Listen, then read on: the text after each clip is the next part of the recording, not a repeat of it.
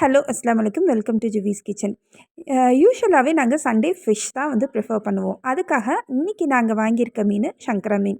இது அவரோட ஃப்ரெண்ட் கடையில் வாங்கிட்டு வந்தது. ரொம்ப ஃப்ரெஷ்ஷாக நீட்டாக க்ளீனாகவும் பேக் பண்ணியிருந்தாங்க.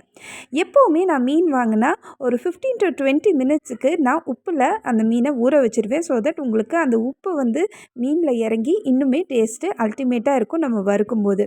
இந்த டைம் மீன் கழுகுற ப்ரொசீஜர் எனக்கு ரொம்ப ப்ரொலாங்காக போகலை. பிகாஸ் அவங்களே வந்து ரொம்ப நீட்டாக க்ளீன் பண்ணியிருந்தாங்க. யூஷுவலாகவே எனக்கு மீன் கழுகுறது சுத்தமாகவே பிடிக்காது. அதனால எனக்கு இந்த டைமு டக்குன்னு க்ளீன் பண்ணி முடிச்சிட்டேன். ஸோ இந்தந்த பவுடர்ஸ் தான் வந்து நான் மீன் மசாலாவுக்கு ஆட் பண்ணியிருக்கேன். எல்லாமே நான் உங்களுக்கு போஸ்ட் பண்ணியிருக்கேன், பார்த்துக்கோங்க. ஸோ ஜஸ்ட்டு நல்லா மிக்ஸ் பண்ணிவிட்டு ஃபுல்லாக உள்ள வெளியன்ட்டு நல்லா அப்ளை பண்ணி பொரித்து எடுத்தால் மீன் சும்மா டேஸ்ட்டாக இருக்கும். பொரிக்கிறதுக்கு முன்னாடி ஒரு 1 to 2 ஹவர்ஸ் வந்து நீங்கள் ஃப்ரிட்ஜில் வச்சு எடுத்திங்கன்னா நல்லா அந்த மசாலா மீனில் செட் ஆகிருக்கும். அவ்வளோதாங்க.